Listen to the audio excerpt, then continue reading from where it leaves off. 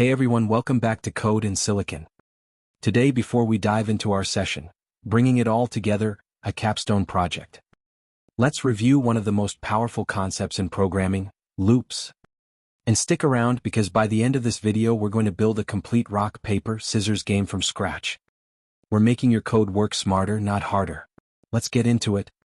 Imagine I asked you to print Go 10,000 times.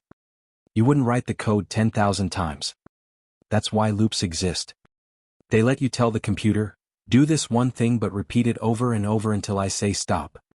In Python we have the for loop and the while loop. Think of them as two different tools in your programming toolbox.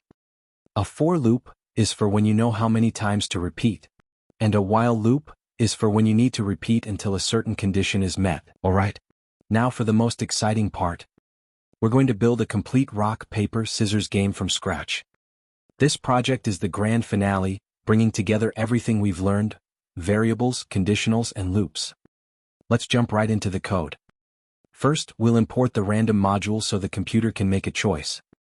Then we set up our main game loop. This while loop is the engine of our game, keeping it running as long as we want to play. Inside the loop, we get the player's move and check if they want to quit. Now for the core logic. We get the computer's random choice, and then using a series of if and elif statements, we determine the winner. Is it a tie? Does rock crush scissors? Does paper cover rock? This is where our conditional logic really shines.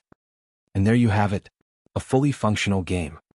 For your homework, try adding a new feature like a best of 3 mode. Thanks for coding with me. See you on the last session of the Code in Silicon course. What's next? The vast world of technology.